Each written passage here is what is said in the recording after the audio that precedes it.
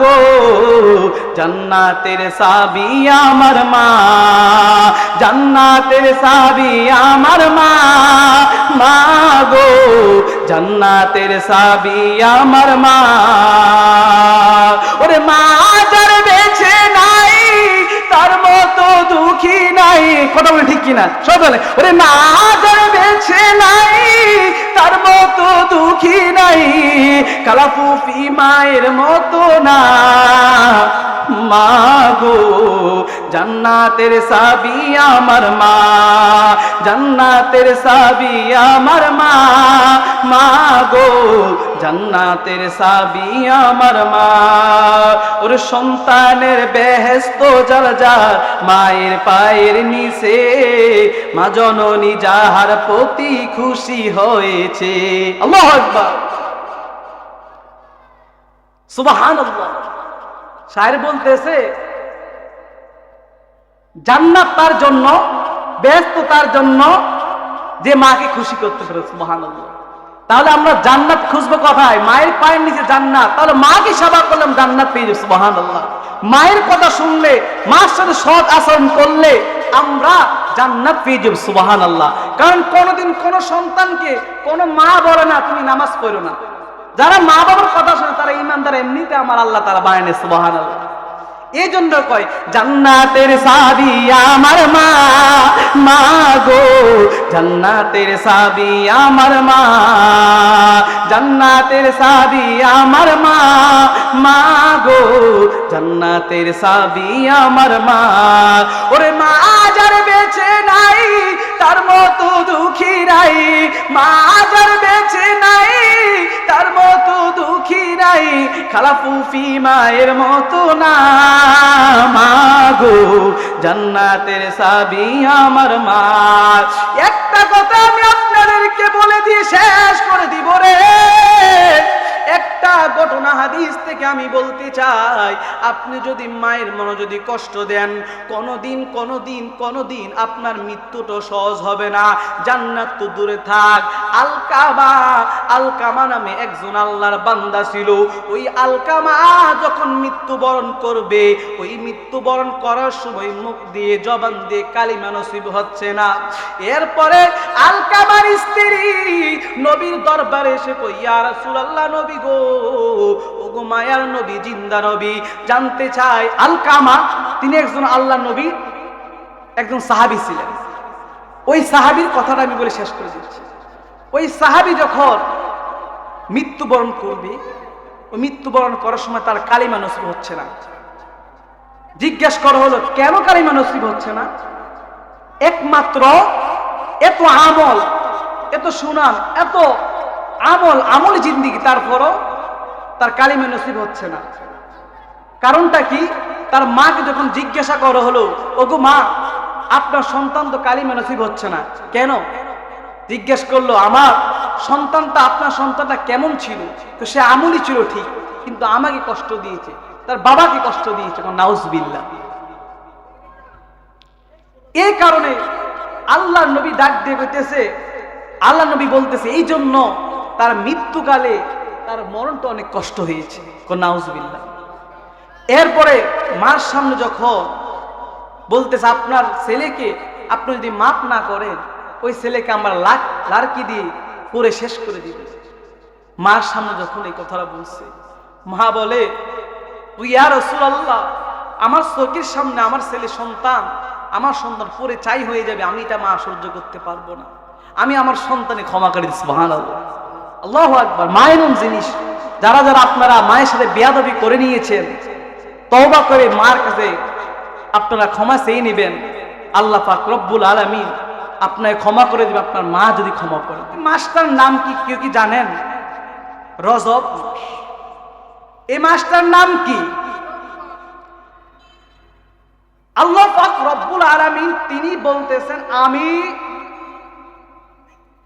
এই আসমান জমিন সৃষ্টির আগে, যেদিন আমি আসমান জমিন সৃষ্টি করেছি, ওই দিন থেকে আমি 12টি মাস নির্ধারণ করি। সুবহানাল্লাহ।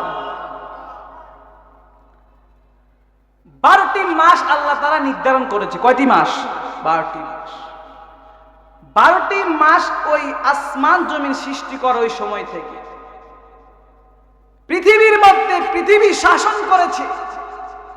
ইংরেজ শাসন করেছে 200 বছর, ইহুদি শাসন করেছে, বিভিন্ন ধর্মের রাজা বাদশা শাসন করেছে, কিন্তু 12 মাসকে 13 মাস করতে কেউ পারে নাই, কারণ সেটা আল্লাহ নিজেই 12 মাস নির্ধারণ করে। সুবহানাল্লাহ। আমার আল্লাহ তাআলা তিনি ডাক দিয়া কই 12টি মাস আমি আল্লাহ তাআলা যেদিন আসমান সৃষ্টি করেছি,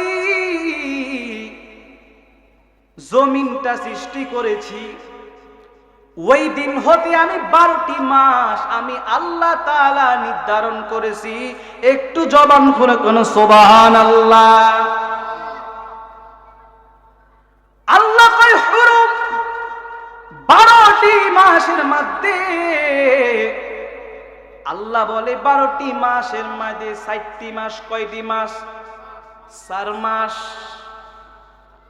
আল্লাহ তাআলা হালা হুরুম অর্থাৎ আমার আল্লাহ তাআলা এই 4টি মাস 4টি মাসে আমার আল্লাহ তাআলা এগুলারে পবিত্র করেছে। সুবহানাল্লাহ। ইয়া রাসূলুল্লাহ, ইয়া হাবিবাল্লাহ নবী, ওগো মায়ার নবী, জিন্দা নবী, আপনার কাছে প্রশ্ন, আল্লাহ তাআলা তো 4টি মাস আল্লাহ তাআলা পবিত্র করেছে, আবার আল্লাহ তাআলা কই 4টি মাসের মধ্যে তোমরা জুলুম করিও না, মায়ের সাথে জুলুম করিও না, বাবার সাথে জুলুম করিও না, পাড়ার প্রতিবেশীর সঙ্গে তোমরা জুলুম করিও না, ঝগড়া করিও না, মারামারি করিও না, যুদ্ধ করিও না।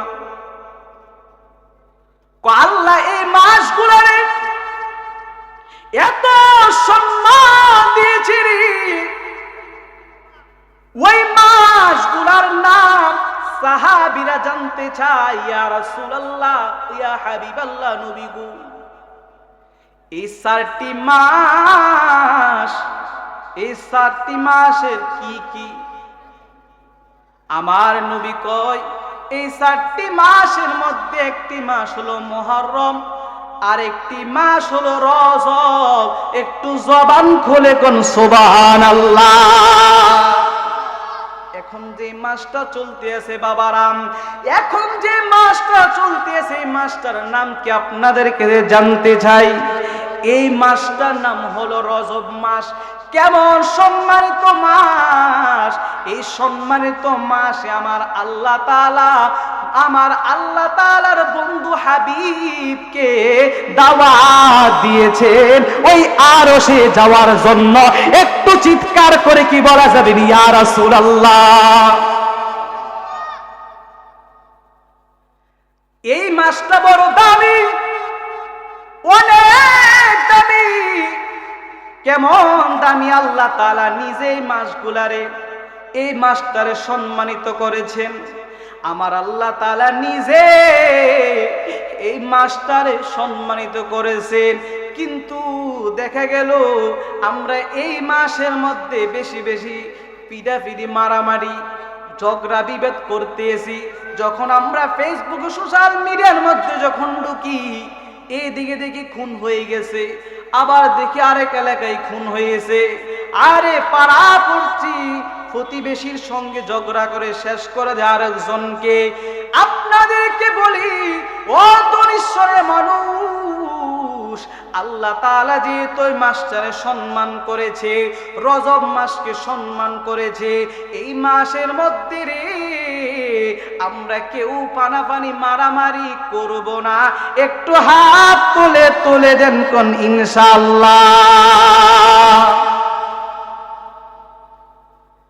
মায়ের সাথেও জুলুম করা যাবে না, বাবার সঙ্গ জুলুম করা যাবে না।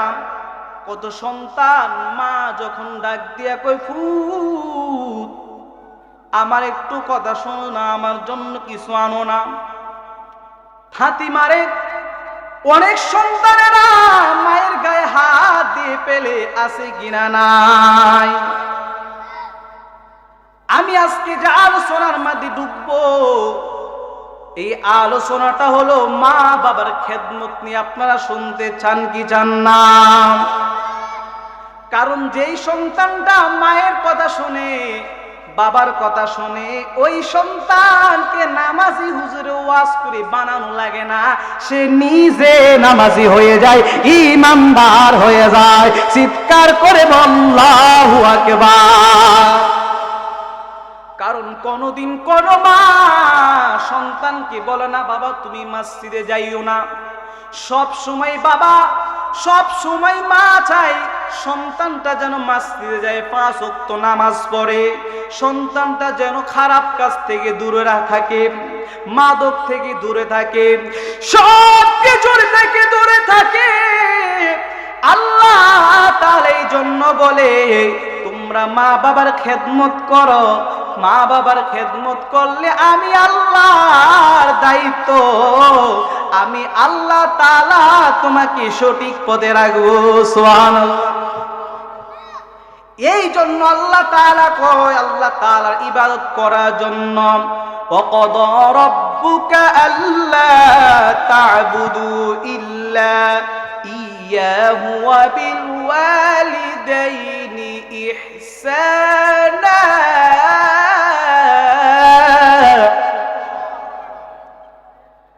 আল্লাহ তাআলার ইবাদতের কথা বলে এরপরে পরে আল্লাহ তাআলা অন্য কোন ইবাদতের কথা, দান সৎকার কথা, এত কথা আগে আল্লাহ বলেন নাই। আল্লাহ বলে ওয়াবিল ওয়ালিদাইনি ইহসানা। তোমরা মা বাবার খেদমত করো। কার? মা বাবার সাথে সৎ আচরণ করো, মা বাবার সঙ্গে সৎ আচরণ করো। আল্লাহ তাআলার ইবাদত যদি আমরা করি, আল্লাহ তাআলার কিছু ইবাদত আমরা করলে এগুলা আমাদেরকে দুনিয়াতে দিবেন না। কিছু ইবাদত আছে, আমল আছে, এগুলা জান্নাতে গেলে আমরা পাবো, আখিরাতে গেলে পাবো। এই ইবাদত গুলা কিছু কিছু ইবাদত আছে, যেমন কোন আল্লাহর বান্দা যদি একবার সুবহানাল্লাহ বলে, জান্নাতের মধ্যে ওই বান্দার জন্য আমার আল্লাহ তাআলা একটি ফল গাছ লাগাইয়ে দেয়। সুবহানাল্লাহ। কথায় জান্নাতে। ওয়াজটা একটু মনোযোগ দিয়ে শুনবেন। আল্লাহ তাআলার কিছু ইবাদত আমার আল্লাহ তাআলা ফল দিবেন, পুরস্কার দিবেন আখিরাতের পরে জান্নাতে গেলে।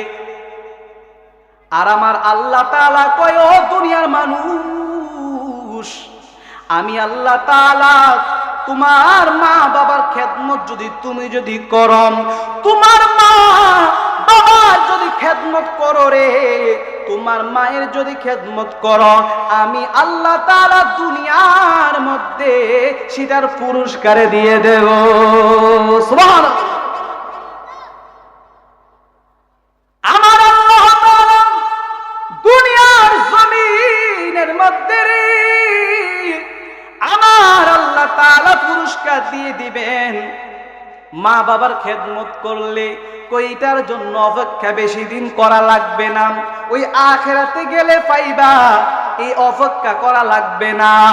নগদে নগদ নগদ আমি আল্লাহ পুরস্কার দিয়ে দিব। এক নম্বরে আমার আল্লাহ তাআলা ডাক দিয়ে কয়, আমার নবীজি কয় ও উম্মতের দল, তুমি যদি তোমার মার খেদমত করতে পারো, তুমি যদি তোমার বাবার খেদমত করতে পারো, আমার আল্লাহ তাআলার নবী কয় রহমাতুল লিল আলামিন নবী ইরশাদ করতেছে, ও দুনিয়ার উম্মত, আল্লাহ তাআলা তোমার নেক হায়াত বাড়িয়ে দিবে। এটা পুরস্কারটা কি নগদ না? নগদ পুরস্কার আমার আল্লাহ তাআলা আমাকে দিয়ে দিবেন। এক একমাত্র মা বাবার খেদমত করার জন্য। জানেননি আমার আল্লাহ তাআলা আবার বলেন, আমার আল্লাহ তাআলা বলতেছেন এক হায়াত দান বাড়ায় দিবে। ও বন্ধুরে, ও আমার যুবক ভাইরা, নওজোয়ান বাবারা, যখন একটা মা একটা ছেলের সঙ্গে দাঁড়ায়, ছোট্ট একটা বাচ্চা, আপনারা খেয়াল করে দেখবেন, একটা ছোট্ট বাচ্চাকে নিয়ে যদি মা দাঁড়ায় থাকে, ওই ছোট্ট বাচ্চাকে যদি কেউ যদি টাকা দিতে আসে খুশি মনে করিয়া, মা ডাক দেয়া কই, ভাই রে, ও ভাই, আমার ছেলের টাকা দেওয়ার দরকার নাই, আমার ছেলের আপনি একটু দোয়া করেন, আমার ছেলে যেন আল্লাহ বাঁচিয়ে রেখে। এই কমন দোয়াগুলা ওই মায়েরা সব সময় করে, জবান কোন ঠিক কিনা?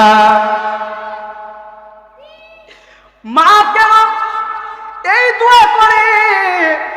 আল্লাহ তাআলা এই জন্য, আল্লাহ তাআলার ইবাদতের পরে মায়ের সেবা করার জন্য বলেছে। কারণ মা সব সময় চায় সন্তানটা দুনিয়ার জমিনে বেঁচে থাকুক।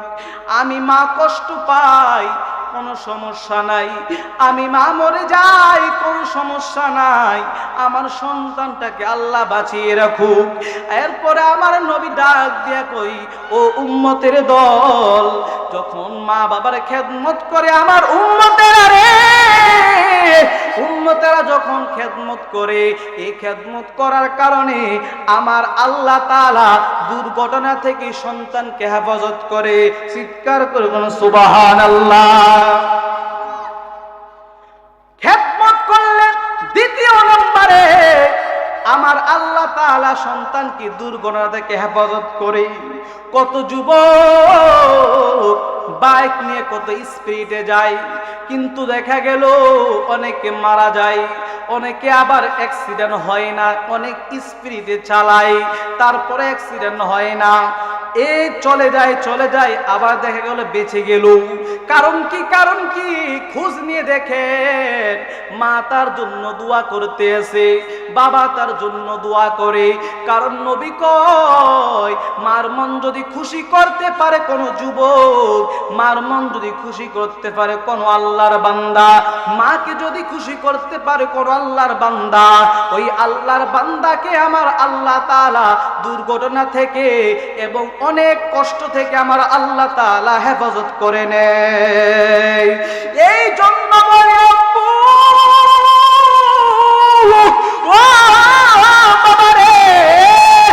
এই জন্য ডাক দিয়া কই, আপনারা দুর্ঘটনা হতে আপনি যদি বাঁচতে চান, আপনি যদি নেক হায়াতি জিন্দেগি ধরে বেশি আপনার হায়াত বাড়াইতে চান, এই জন্য বলি বাবা, এই জন্য বলি যুবক ভাইয়েরা, মায়ের খেদমতটা করতে চেষ্টা করবেন।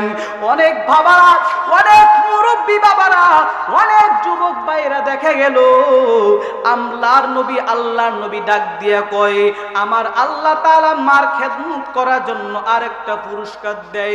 কই ইয়া রাসূলুল্লাহ নবী, ওগো মায়ের নবী, জানতে চাই আরেকটা পুরস্কার কি? কই আরেকটা পুরস্কার হলো যারা ব্যবসা করে, বাণিজ্য করে এবং কি ঘরের মধ্যে আয় উন্নতি নাই, কিছুই নাই, ওই ব্যক্তির জন্য আমার আল্লাহ তাআলা বলতেছে, যদি মাকে খুশি করতে পারে, ব্যবসার মধ্যে বরকত দিয়ে দেয়, আল্লাহ তাআলা পেশা যেই পেশাই করুক না কেন, আমার আল্লাহ তাআলা ওই পেশার মধ্যে বরকত দিয়ে দেয়। জবান খুলে কোন ঠিক কিনা? আল্লাহর কত বান্দা ব্যবসা করে, দোকান দেয়, অনেক বড় বড় গাড়ি চালায়, অনেক টাকা ইনকাম করে প্রবাসের মধ্যে, কিন্তু দেখা গেল টেনশন কোনোদিন যায় না, অভাব কোনোদিন যায় না। কেন অভাব যায় না জানেননি? খোঁজ নিয়ে দেখেন, মাকে খাবার খাওয়ায় না, ঠিক কিনা? মাকে খাবার খাওয়ায় না। ও দুনিয়ার মানুষ, ও ধনীশ্বরের মানুষের, ও ধনীশ্বর আমার বাবারা, একটু মনোযোগ দিয়ে শুনে নেন। আপনারা এখন অনেকে বাইরে হাঁটাচলা করতেছেন, একটু মনোযোগ দিয়ে শুনে নেন। যারা আজকে ব্যবসার মধ্যে বসে গেছেন, মায়ের জন্য ব্যবসা করার পরে যেটা ভালো ওইটা নিয়ে একটু খাওয়াইবেন। কারণ কি জানেননি, আমার আল্লাহ তাআলা যে মাকে খুশি করে মায়ের সেবা করে ওই ব্যক্তির পেশার মধ্যে কাজের মধ্যে ব্যবসা যদি করে ব্যবসার মধ্যে বরকত দিয়ে দেয়। প্রবাসী জিন্দেগি যদি কাটায় ওই প্রবাসের ইনকামের মাঝে বরকত দিয়ে দেয়। কিন্তু দেখা গেল আজকে অনেক প্রবাসী আছে 10 বছর বিদেশ করে, সাথে আরেকজন 5 বছর বিদেশ করে। খোঁজ নিয়ে দেখা গেল এক প্রবাসী, যেই প্রবাসীটা 5 বছর করে ওই প্রবাসীর বাড়িতে দেওয়াল আছে, সুবহানাল্লাহ, বাড়ি 2 তালা আছে কিনা নাই, বাড়ি 3 তালা 4 তালা 5 তালা, 5 বছর বিদেশ করে। আবার দেখা গেল 10 বছর 20 বছর বিদেশ করতে এসে প্রবাসের মধ্যে রয়েছে, কিন্তু দেখা গেল ওই ব্যক্তির বাড়িটা এমন সুন্দর লাগে না, ঘরটা জানি কেমন কেমন লাগে। এত উন্নত করতে পারে নাই, এত উন্নত করতে পারে নাই। কারণটা কি? কারণটা হলো একটাই,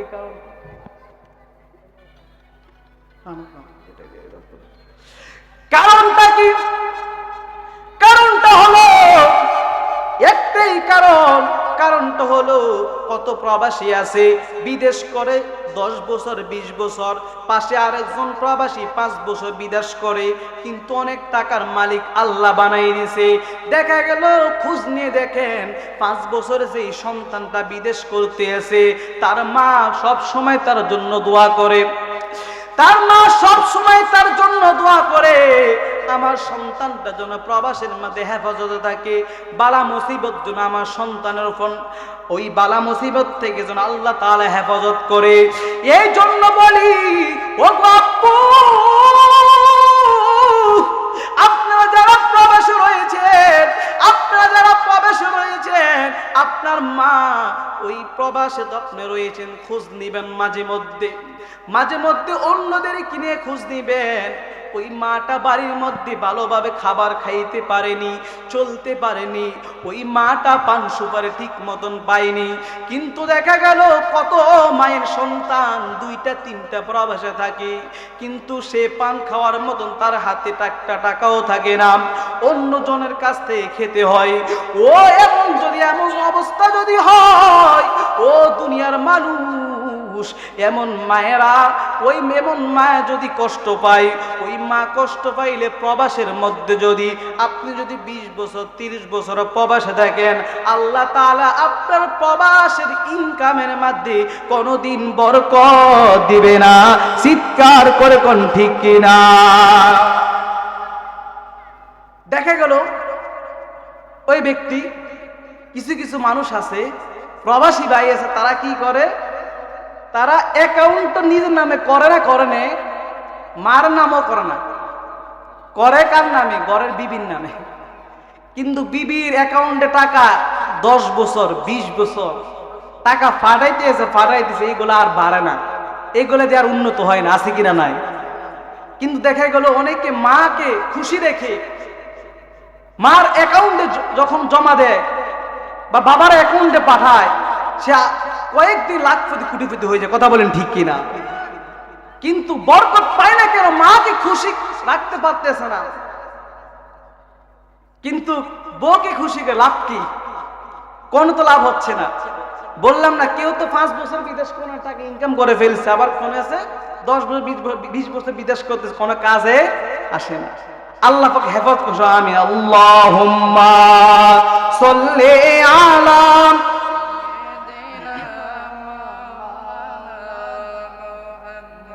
ওয়া আলা আলি সাইয়্যিদিনা আল্লাহুম্মা সাল্লি আলা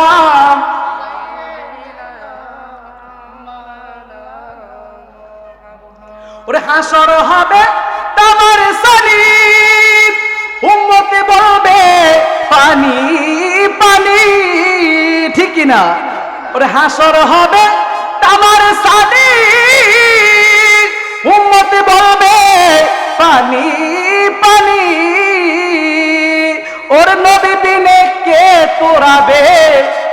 সিরাত মিজানে,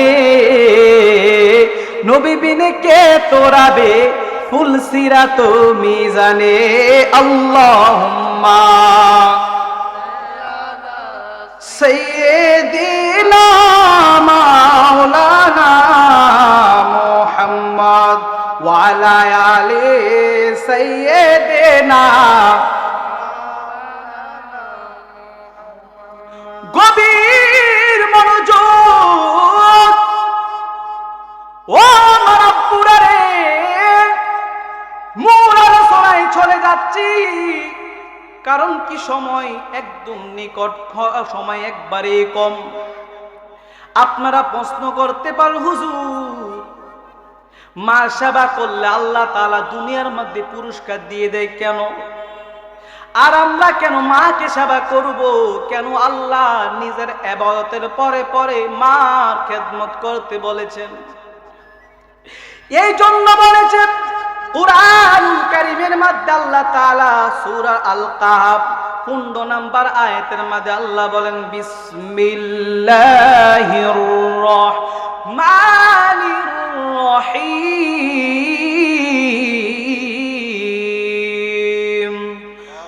ওয়া ওয়াসাইনাল ইনসানা বিওয়ালিদাইহি ইহসানা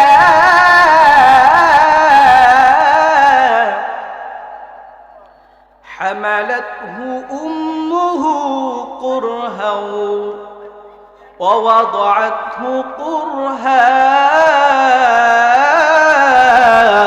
الله الله تعالى ডাক দিয়ে কয়, কেন আমি আল্লাহ ঘোষণা দিয়েছি আমার ইবাদতের পরে ওয়াসাইনাল ইনসানা বিওয়ালিদাইহি ইহসানা। আল্লাহ তাআলা বলে আমি মানুষকে আমি হুকুম করেছি মাতা পিতার প্রতি সৎ আচরণ করতে, খেদমত করতে।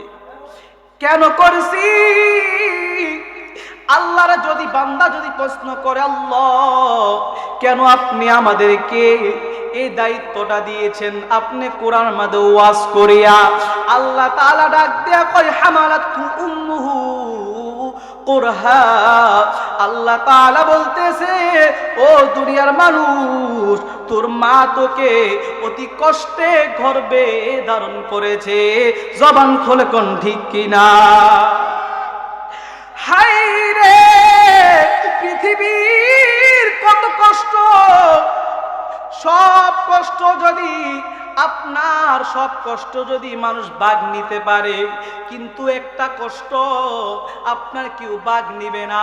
কোন কষ্টটা জানেননি? আপনি যখন মায়ের গর্ভে আপনি যখন থাকেন 10 মাস 10 দিন, কয়দিন থাকেন? 10 মাস 10 দিন আপনি মায়ের গর্ভে থাকেন। ওই মায়ের গর্ভে আপনি যখন থাকেন রে, ওই সময় আপনি কত কষ্ট দেন মাকে। রাত্র গভীর হয়ে যায়, সংসারের কাজ করতে করতে 12টা বেজে যায়, অনেক সময় 11টা 12টা বেজে যায়, আবার ঘুমায়ে যায়। এই সময় 3:30 যখন বাজে, 3টা যখন বাজে, ওই সময় আবার দেখা গেল মায়ের কাঁচা ঘুমের সময় আমি আপনি মায়ের পেটের মধ্যে লাথি মারি দিয়ে আসি কিনা নাই? এইভাবে তো আমরা দুনিয়ার জমিনের মধ্যে এসেছি, এইভাবে তো আমি আপনি দুনিয়ার জমিনের মধ্যে এসেছি। এইভাবে আমরা সকলে এসেছি, কেউ আকাশ থেকে নেমে আসি নাই। এইভাবে কোনো মানুষ আসে না। আপনি কি চিন্তা করে দেখছেননি? একটা মানুষের ভিতর থেকে আরেকটা মানুষ আসে, এটা কি কোনো সহজ কাজ নেই। এই কাজটা বড় কঠিন। এই কাজের ভার, এই কষ্টের ভার আপনার পুপি নেই নাই, আপনার বাবা নেই নাই, আপনার চাচা নেই নাই, আপনার কোনো আওলাদ নেই না। এই কষ্টের ভাগ একমাত্র আপনার মায়ে নিছে। ও বন্ধুরে, তোমার মা যখন ওই রাত্রি নিশি রাতে যখন তুমি যখন ওই 3টার সময় যখন লাথি মারছো, তোমার মাটা ওই ঘুম থেকে উঠে গেছে। কেন জানোনি? তুমি ওই সময় তুমি কিছু বুঝতা না, তুমি এমন জোরে লাথি মারতা কলিজার মাঝে আইসে লাগতো। ও বন্ধুরে, তোমার মা ঘুম আর যাইতে পারতো না, হাঁটা চলা করতো ঘরের মধ্যে। ঘরের মধ্যে যখন হাঁটা চলা করতো, তোমার মাকে যখন জিজ্ঞাসা করো হলো, ও পুত্রবধূ, তোমার দাদি যখন তোমার মাকে প্রশ্ন করে, ওগো পুত্রবধূ, এত রাত্রে তুমি কেন হেঁটে হেঁটে চলাফেরা করতে আসো?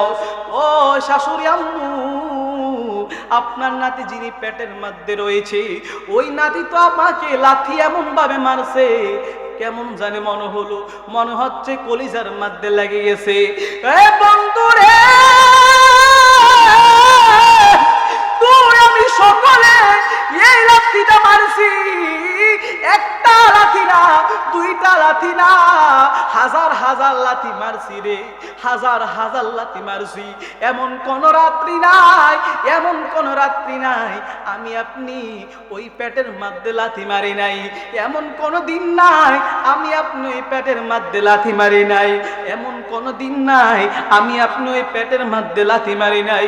কেন রে, কেন রে? যেই মাকে লাথি মারিয়া কষ্ট করিয়া তুমি এই মাকে, তো মায়ের গর্ভে তুমি আসিলা, একদিন নয়, 2 দিন নয়, 10 মাস 10 দিন ওই গর্ভে ধারণে ছিলা। ও বন্ধুরে, আল্লাহ পাক তোমাকে এই জন্য বলতেছে কোরআনুল কারীমের মধ্যে, ও বান্দারা, তোমার মা তোমাকে কতদিন ধরে তোমাকে খাবার খেয়েছে, তুমি খাবার পান করেছো? এ বন্ধু,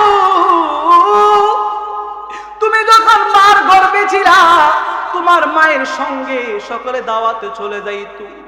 এখন তুমি একটু খেয়াল করে দেখো, একটু চিন্তা করে দেখো, তোমার মা যখন তোমাকে যখন পেটে রেখেছে, ওই সময় দেখা গেল তোমার মাকে অনেকে দাওয়াত করতো, তোমার মা দাওয়াতে যাইতে পারতো না, কোনো জায়গায় যাইতে পারতো না, সব কুরবানি করে দিয়েছে একমাত্র ছেলের জন্য, সন্তানের জন্য, মেয়ের জন্য, ছেলের জন্য।